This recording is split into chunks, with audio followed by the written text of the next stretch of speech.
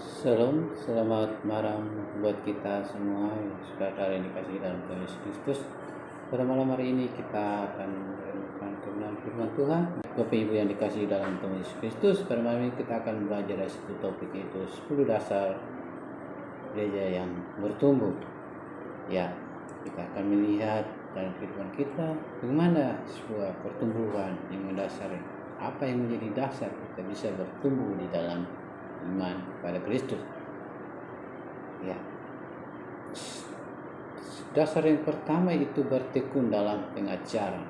Kita dapat lihat di dalam Kisah Rasul pasal yang ke-2 ayat 42, mereka bertekun dalam pengajaran rasul-rasul dan dalam persekutuan.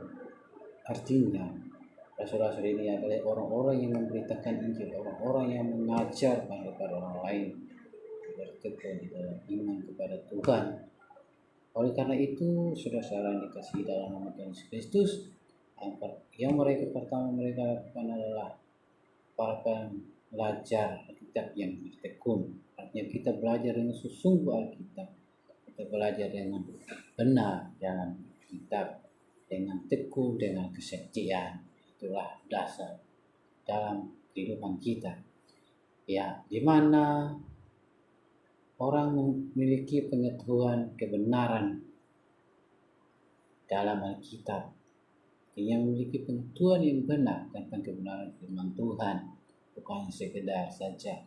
Itulah dasar dalam kehidupan kita, di mana mengetahui apa yang mereka percaya. Artinya kita harus mengetahui apa yang kita percaya dan apa yang kita ikuti itu. Itulah dasar dalam kehidupan kita. Yang kedua adalah selalu berkumpul dan bersekutu. Artinya tujuan bukan hasil kumpul berdasarkan apa saja, kita berkumpul untuk dalam persekutuan beribadah kepada Tuhan dalam kesekutuan. Dan mereka selalu berkumpul untuk memecah-mecahkan roti dan berdoa. Dimana pada zaman dulu dalam Kisah Para Rasul ini dikatakan bahwa orang-orang dimana mereka selalu berkumpul, selalu mereka memecahkan roti, adalah perjamuan mereka di dalam kehidupan mereka, selalu bersekutu, tidak sembarang, tetapi mereka benar-benar menjadi persatuan di dalam Kristus, di mana mereka orang-orang datang berkumpul karena ada persaudaraan di dalamnya. Di dalam apa? Di dalam Kristus. Penuh sesak, bukan karena orang-orang itu di dalamnya kecanduan alkohol, tetapi mereka menemukan persaudaraan dan persahabatan di dalam sana. Artinya ketika kita selalu kumpul dan berdoa, bukan membicarakan hal-hal yang baik, tetapi bukan karena kita kemabukan karena alkohol, tetapi kita berkumpul, tujuan berkumpulan adalah untuk bersekutu dengan Tuhan. Itulah kenapa di sini kita diajarkan bahwa kita selalu ada berkumpul saudaraan di dalam Kristus, bukan berkumpul secara lain-lain. Mereka mencari sesuatu yang sebenarnya yang palsu, dan hartanya adalah hilang untuk selamanya. Kalau kita mencari hal-hal yang baik atau hal-hal yang tidak bermanfaat, makanya itu akan hilang. Oleh karena itu kita harus mencari lebih dulu gereja surga. Yang berikutnya ketiga adalah dasar yang ketiga adalah berdoa. Kisah Rasul pasal 2, mereka bertekun dalam pengajaran rasul-rasul dan dalam persekutuan, dan mereka selalu berkumpul untuk memecahkan roti dan berdoa.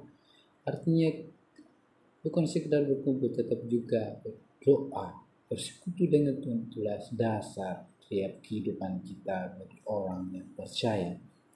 Karena itu mari kita selalu memiliki waktu untuk berdoa, bersekutu dengan Tuhan di dalam doa, di mana kita selalu mengucap syukur di setiap langkah hidup kita.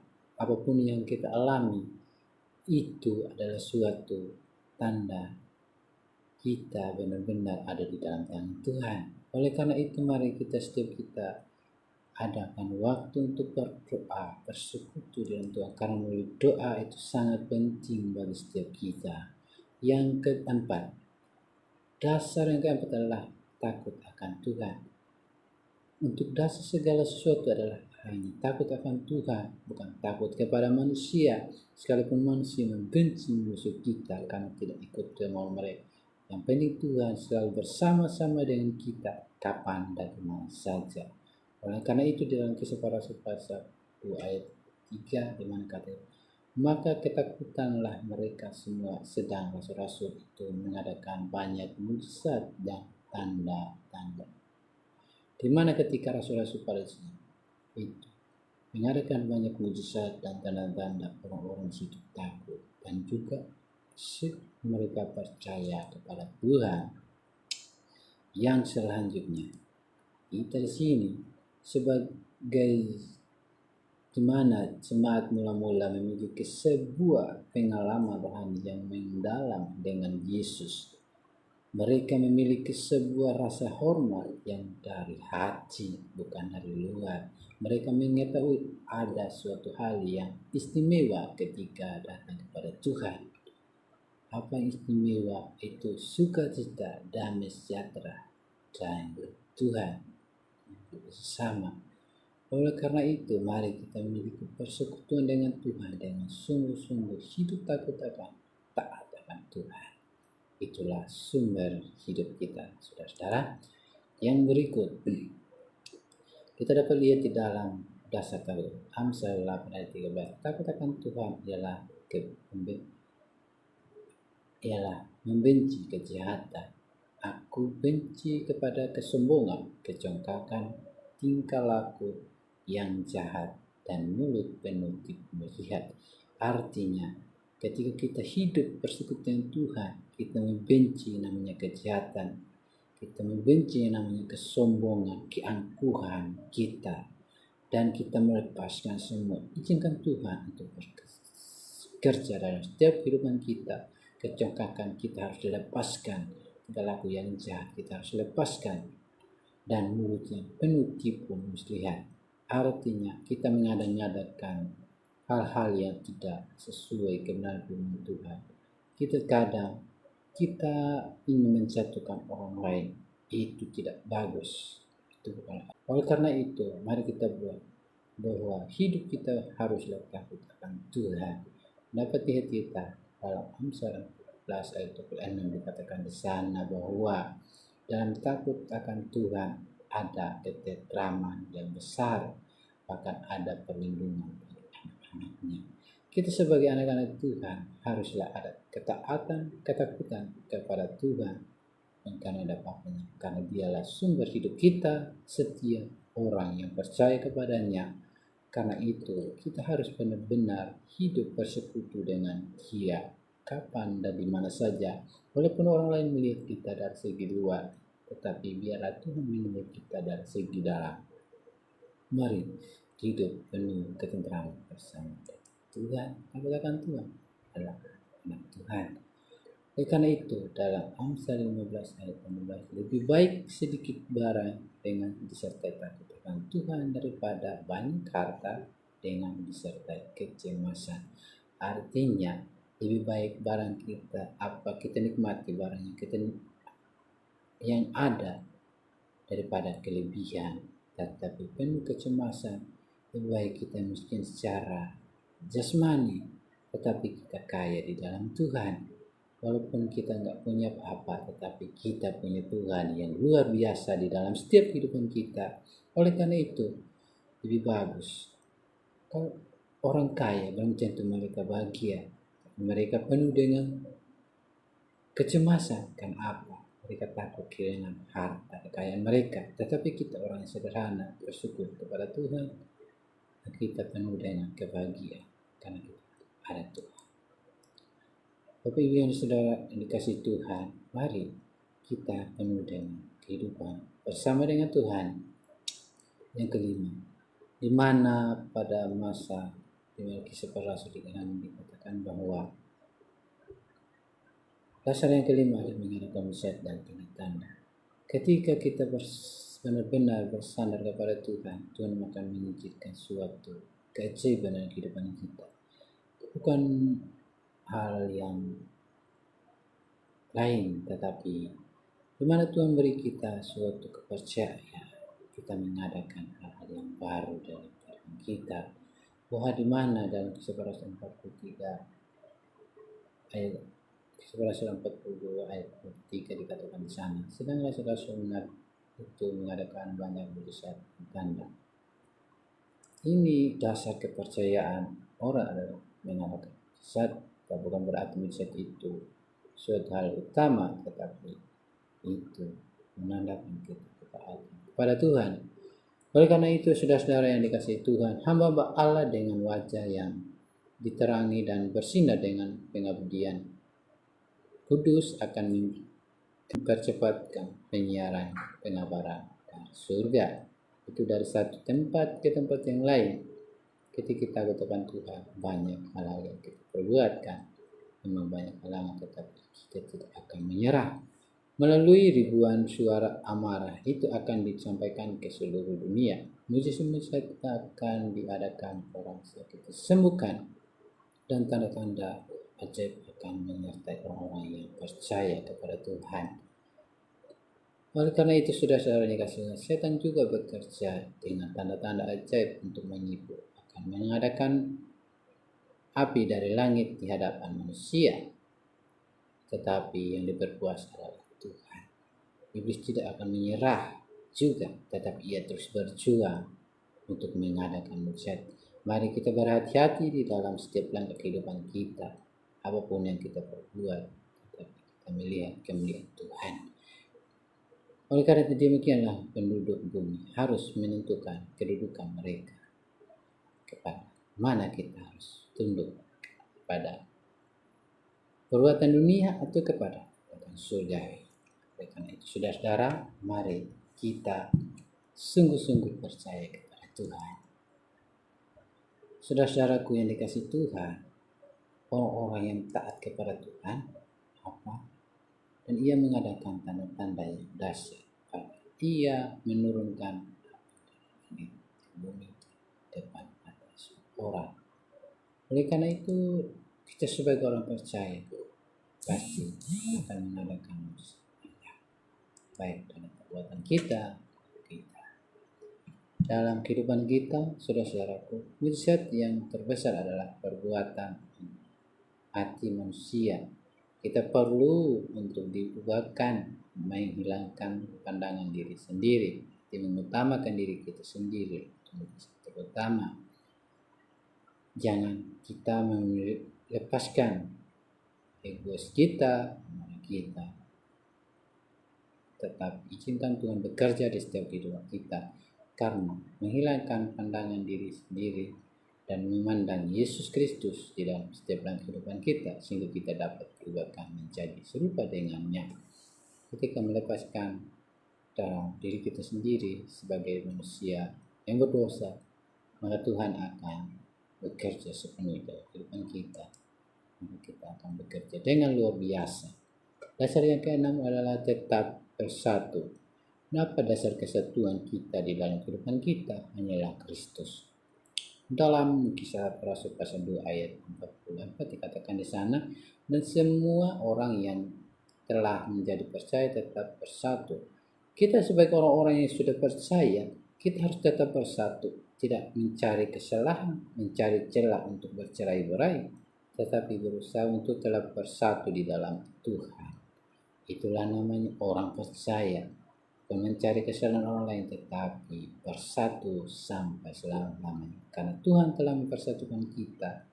Oleh karena itu, kita juga harus izinkan kita bersatu bersama-sama untuk maju terus bersekutu dengan Tuhan, saling membangun, saling membawa satu dengan yang lain. Itu semua orang percaya bersama-sama dan memiliki segala sesuatu yang sama. Mereka bersatu, mereka memiliki kesatuan dan kekompakan. Semua orang percaya berbagi harta milik mereka dan waktu mereka. Artinya kita sebagai orang percaya harus memiliki dasar kebersamaan, kemajuan bersama, bukan memacu satu pribadi, tetapi bersama-sama maju ke depan untuk memuliakan nama Tuhan. Itulah saudara-saudara yang dikasihi Tuhan, kita harus ingat. Semua orang percaya kita harus memiliki kebersatuan. Ketika kita bersatu, kita kuat di dalam iman.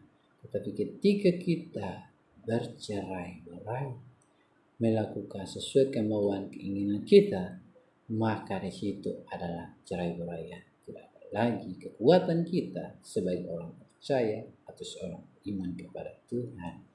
Maka ada di situ hanya kacau balau.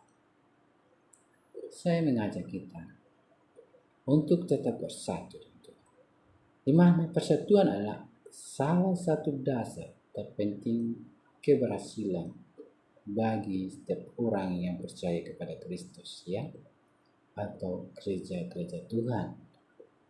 Mari kita sebagai orang percaya kita bersatu, jangan memandang dari segi nama, data, atau titel kita, tetapi sebagai orang percaya kepada Tuhan, mari kita bersatu sama-sama, karena itu sangatlah penting atau urgent bagi setiap kita.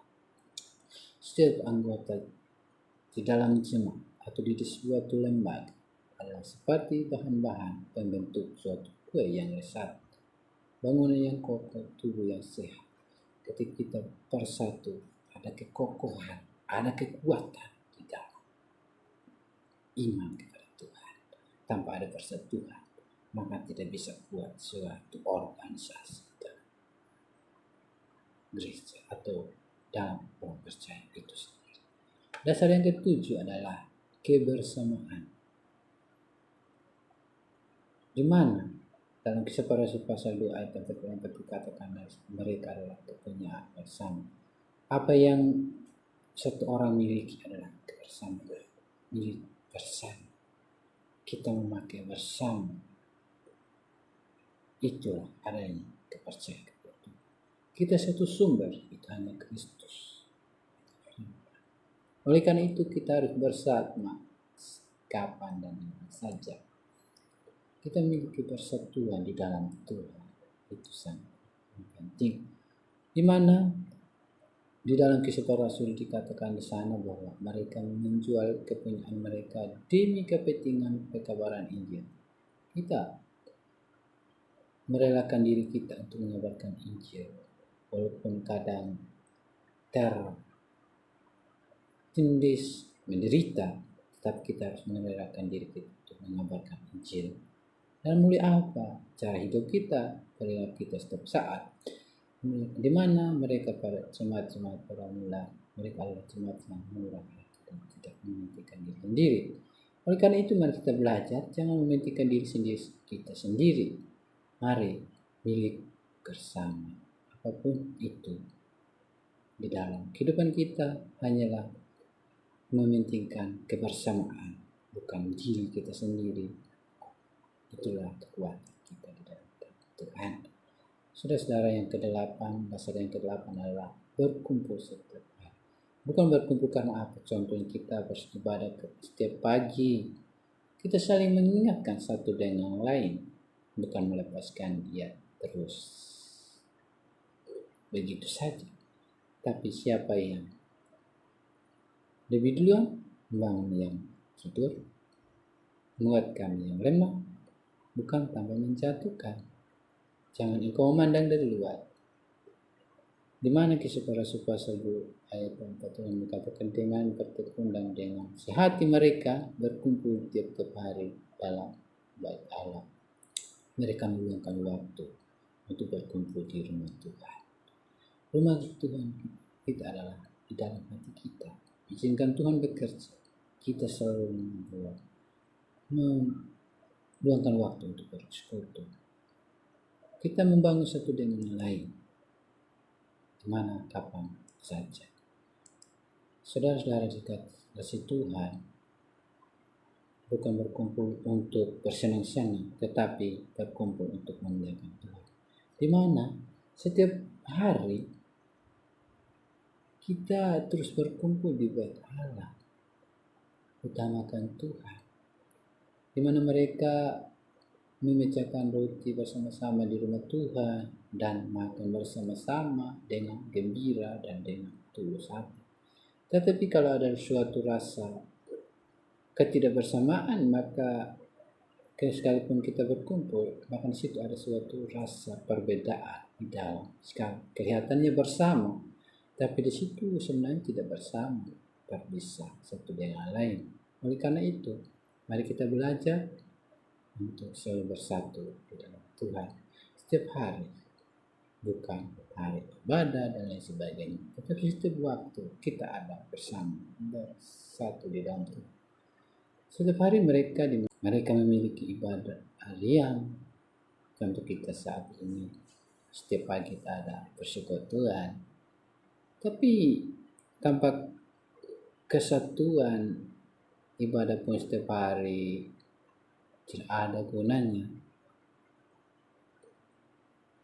Iya, benar. Kita belajar dari mereka menghadiri gereja sering mungkin. Orang-orang Kristen awal menghadiri gereja setiap hari. Mereka benar-benar pergi ke gereja dan menyembah setiap hari. Sekarang saya percaya kita harus lebih sering di gereja. Tapi apakah keseringan di gereja itu kita sudah sungguh-sungguh? Belum tentu.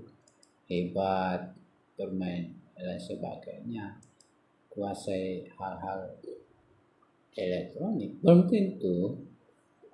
Oleh karena itu kita belajar dari setiap ini, kita memiliki rasa satu dengan lain.